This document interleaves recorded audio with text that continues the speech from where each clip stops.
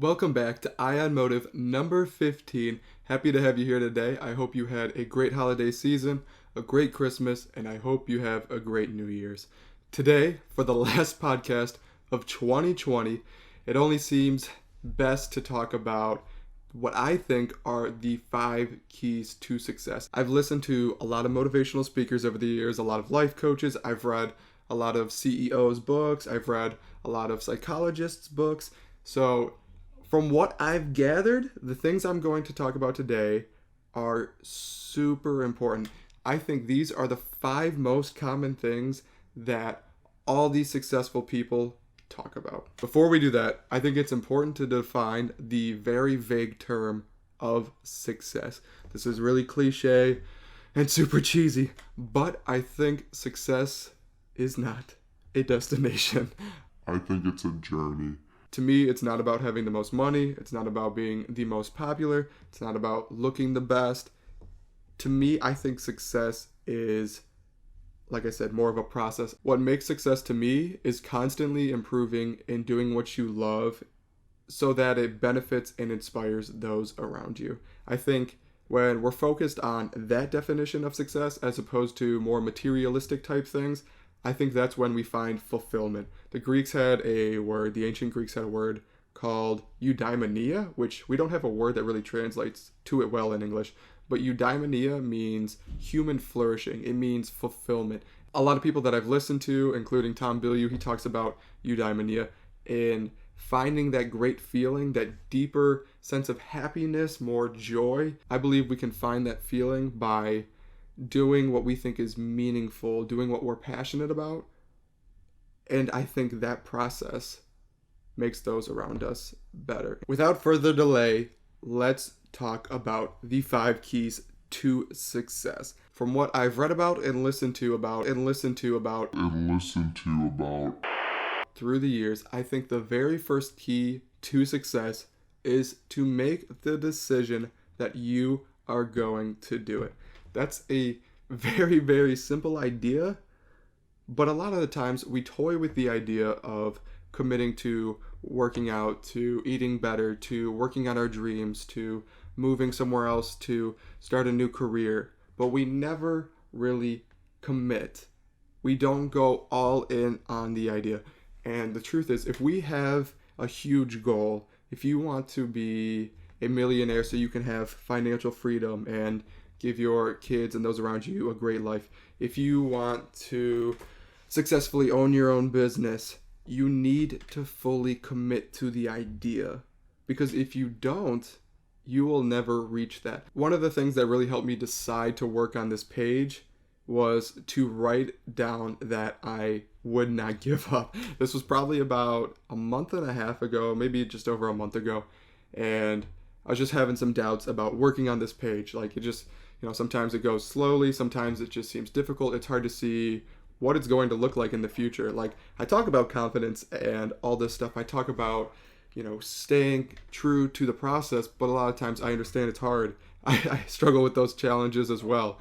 One of the things that helped me was to literally write down the word resilient at the top of a piece of paper, list some problems I might face. I said, I will suffer self-doubt, I will not quit. I will face challenges, I will not quit. No matter what obstacle comes into my path, I will overcome it. I will push through it. I am resilient. Once I wrote it down, I had decided. It was over after that. Once I wrote it down, it was kind of this euphoric feeling. It felt great.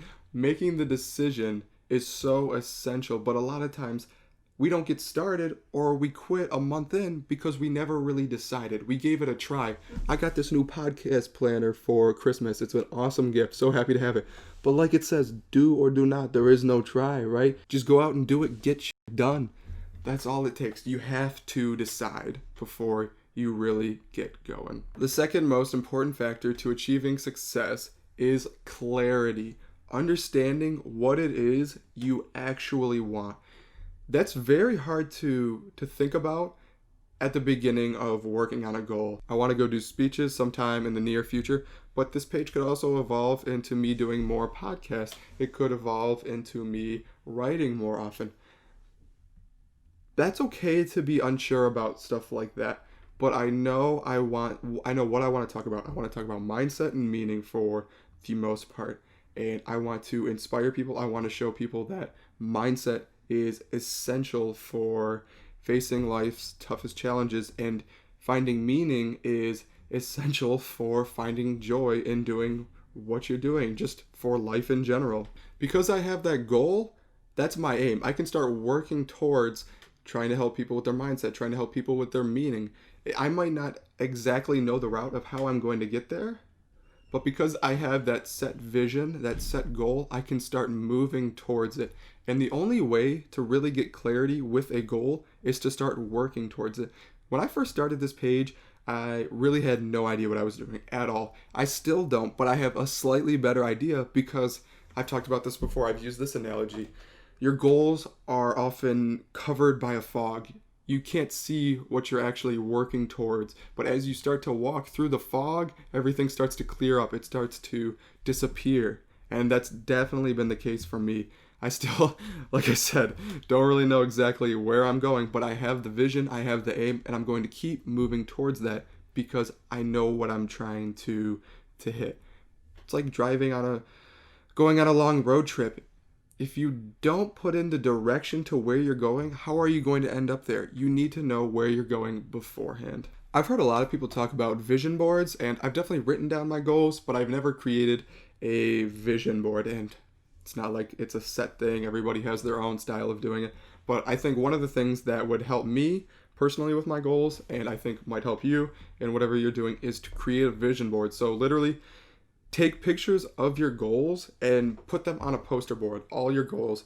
Make, I guess, the ideal life, what you want your life to look like, put that on a poster so you can actually visualize, so you can actually see what you want and what you're going to hit eventually. After clarity, it helps to establish a why. Why are you doing what you're doing?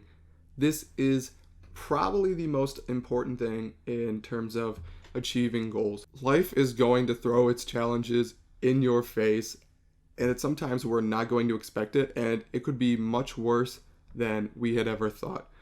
For that reason, you need a why. You can't just do this without having a reason for doing it. That's why fame falls short. That's why money falls short, because those materialistic things are pretty valueless in the scheme of things. You need to do something that actually makes you happy, that drives you forward even in your darkest times. That's why I talked about in a couple episodes, motivation is not enough, because motivation will not get you out of bed at 5 a.m. when you want to work extra hours, when you want to work on your side hustle. Motivation is not going to keep you up late at night when you're tired and feel like quitting.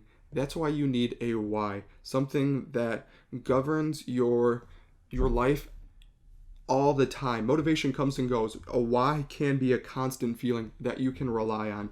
Sometimes reading quotes is not enough. Sometimes watching videos to pump you up is not enough. If life is throwing shit in your face, it's hard to just feel motivated.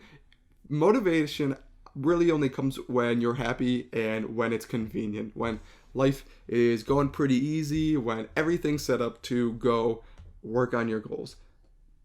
But it's going to go away. That is why you need a why.